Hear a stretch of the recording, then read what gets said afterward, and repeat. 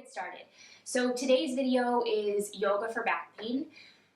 More than anything else, I get you guys asking me what to do for back pain. And so I like to give you a little bit of education, obviously, because, the more you know. Your back can be broken up into three different parts, more or less. So you've got your upper back, which is includes your neck and kind of part of the shoulder area. You've got your middle back, and you've got your low back, your lumbar spine. Lumbar is lower, thoracic is middle, and can't remember a name for the upper back, so it's cervical. Cervical spine is the name for your upper back. And so you might be feeling pain in any of these areas. It could be a low back pain, it could be middle back pain, it could be neck and upper back pain. So as you go through this today, you should not feel an ounce of pain. You might feel a little bit of a stretch or a little bit of a release, but if at any point you're feeling pain or suffering in any way, shape, or form, that means that it's time to back off. So I'm going to have you start on your back, soles of feet to the mat, knees towards the ceiling, and this position is called Constructive Rest. It is easily the easiest thing that you could possibly do for really any kind of back pain. For a lot of us, back pain will either come from bad posture or it will come actually from the feet and standing kind of dysfunctionally. So we'll get to that in a minute. Your hands can come wherever they're comfortable, but really what this does is it starts to bring your spine back to its natural alignment. So your hands can be down by your sides, and what I want you to do is try to tilt so that you press the low back down into the mat so the pelvis tilts a little bit. And then over-exaggerate the curve in your lumbar spine by tilting the pelvis the opposite way. And then do that a couple of times. So press the low back into the mat or the floor, and then tilt the spine. And do that one more time. Really press low back to mat. Exaggerate the curve in the low back, almost like you were sticking the butt out. And then find neutral again. So that curve in your low back, you want to have about a pencil space room here. About if you had a pencil, you could slide it under your back with no problem. And so that's the natural curve in your low back. You let your shoulders kind of soften onto the ground, and you keep your gaze towards the ceiling. And frankly, any days that I'm having bad back pain, I'll just lay like this for 5 minutes. And so you can stay here as long as you want. But then I actually want you to start to move the feet a little bit. So lifting the heels, maybe on a breath in, lowering the heels on a breath out, and lift the toes back towards the knees. Do that a couple more times. Inhale, heels lift up. Exhale, heels lower down, all 10 toes lift. Do that one more time. Inhale, heels lift. And exhale, heels lower, toes lift. And so you're always welcome to hold any postures longer, but with all 10 toes on the ground, you're going to set up for a bridge pose. I think a lot of us really look to relieve back pain through stretch, but we're a little bit overstretched as it is. So this video is going to include a couple strengthening postures, and bridge pose is an excellent one for back body strength. I want you to bend into your elbows, make little robot arms with your hands, and your feet are more or less under the knees at this point. As you're ready, on a breath in, I want you to lift up. You're engaging your glute muscles, engaging your quad muscles, and engaging your core. And so the core muscles are all supporting the back. And then on your next exhale, let yourself lower down. You're going to do that 4 more times. Inhale, lift up, and all those muscle groups engage. Exhale, bring it down. 3 more. Inhale, lift. Exhale, bring it down. For 2, inhale, rise. And really feel the feet firmly press down. You want all 4 corners of the foot to press. Exhale to lower. Last one, and this one you're going to hold. On your inhale, bring it all the way up to bridge pose. Now, if you feel tugging in the low back or any pain in the low back, try to engage your core a little bit more. Or even walking the feet further away from your body might feel better for some of you, so long as the glutes, the quads are engaged, and you're just going to breathe for 3. Hold for 2. Get one more breath in. And then exhale, nice and slow, lower all the way back down. Make sure you've got that curve in your low back. Bring your knees together, feet out to the outside edges of your mat for knock knee pose. And you can dip one in towards the center and then the other. And so that's just going to bring the low back into neutral again. And kind of get rid of any tension that you're feeling from that strength and lifting up. After a couple of those movements, very elegantly and gracefully, I want you to flip onto your belly. This is very exciting. All right, so you're going to set up for Cobra. So we're going to go through the strength poses first, and then we'll get into kind of the passive, deeper stretch postures. So take your hands, bring them down to your low rib cage. Feel the shoulders relax away from the ears. And then I want you to press into the tops of your feet so much so that the knees lift. So again, starting that strength from the ground up. And then on your inhale, feel the shoulder blades squeeze together. Lift your chest up. Keep your gaze down. Remember, the neck is an extension of your spine. And exhale, lower. Now you're going to do that 5 times. Press through the feet. Press through the hands. Inhale, lift. Just to your degree. Exhale, soften down. For 3. Inhale, lift up. Exhale, lower. 2. Inhale, rise. Exhale, bring it down. 1 more like that. Inhale, chest lifts. Now this time I want you to hold. So keep that active press through the feet. Maybe you tent through the fingertips and let this be kind of back body strength. For 3. Maybe you even hover the hands. For 2. Take 1 more breath in. Exhale, lower all the way down. Bring your hands underneath your forehead. Bend into your knees.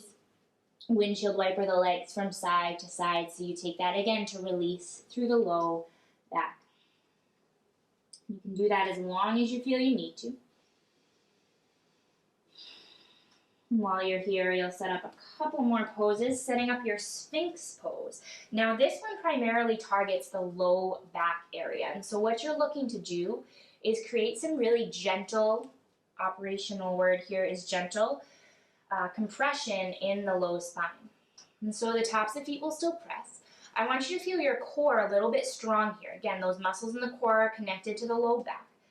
And then fan your fingertips out. You're going to start with the elbows more or less underneath the shoulders, but if this is way hands out a little bit further, take some of that pressure out of the low back. Maintaining that engagement, you'll pull the heels of your hands back towards your hips, so you're lifting up. So it's a little bit more active than maybe like when you were a kid watching TV. The other variation you can take of this is pressing into the palms and straightening the elbows to lift up. And again, don't lose that core, that belly engagement. Just breathe for 3. Your legs are still nice and active and strong for 2. Take 1 more full breath in. And then exhale, elbows splay out, lower all the way down to the mat. Maybe you shimmy the hips a little bit from side to side. Hands underneath your shoulders. As you breathe in, press up through tabletop pose. Come to your hands and knees.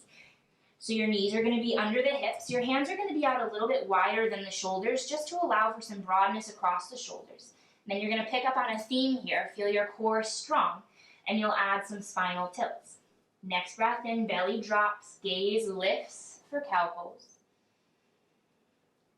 Exhale, tuck your chin, round your spine for cat. Do that again. Inhale, belly drops, gaze lifts. Exhale, chin tucks, spine rounds.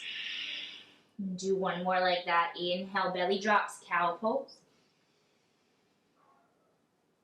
Exhale, spine rounds, cat. You can do several more of these. You can do these for as long as you want. It's just a really nice way to move the entire spine into flexion and extension. You may even linger somewhere that feels good or feels like there's a release. And then when you're ready, start to come back through your neutral tabletop. Now the beauty of this being a video is that you can pause it and continue with any poses as you feel necessary. What I want is to work into your upper back a little bit more now. So you're coming in to thread the needle. Starting by lifting the right arm up, you'll twist open. On your exhale, take your left arm, thread it under and through. So you're coming down onto the shoulder, and you'll see this a little bit more on the second side, but I don't want your weight in your head. If you feel like there's too much weight in your head, send your hips back a little bit further. You really want to make this so that it's all in the upper back shoulder area. Your alternative to this, if that doesn't work for you or feel good, is just to kind of cross the arms and take one of those like gym class stretches that you used to do. If you are on the ground from your tabletop, you can also walk the right hand forward. Try to keep the shoulders kind of square towards each other. And again, weight out of the head and neck as you breathe for 3. Steady for 2.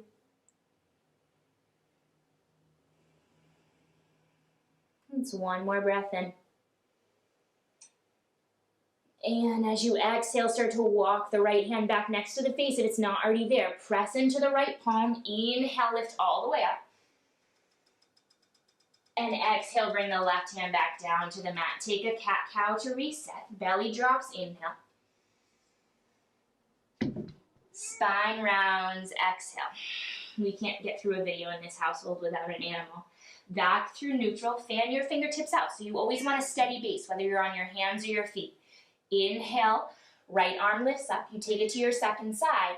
Exhale, right arm threads under and through. Maybe you have a cat pillow, that's absolutely fine. But again, you're coming down onto the shoulder, not the head. So keep weight out of the head by keep pulling the hips back. Maybe your left arm goes forward for 3. Hello, Hadley. Breathe for 2. The deep breath is important here. Take 1 more full breath in. Stay to breathe out. You start to walk the left hand back towards the face. Press into the left palm. Inhale, right arm reaches all the way up. And then exhale, bring the right hand back down. Last cat-cow, belly drops, big breath in. And spine rounds, full breath out. All right, last one here. Go ahead and sit back onto the heels. You can tuck or untuck your toes. I'll give you a couple of variations for this. I'm doing it from a seat just because it makes more sense from where we just came from. But most of you know you can also get a spinal twist in on your back. We'll take this one seated today.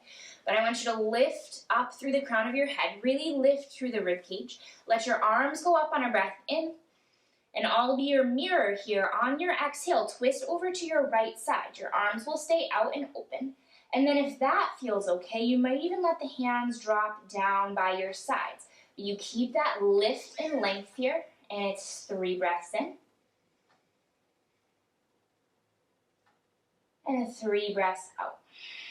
And again, you guys, you can hold these for as long as feels good in your body. And it's just quick, nice and easy. Again, no more than 15 minutes. I got a minute and a half left. Inhale, back up through center. And then on your exhale, twist over to your left side. Let the arms come out first. All that twisting is coming from your middle back. So you're really working the middle back here. Maybe the hands fall down by your sides on a breath out. Breathing for 3.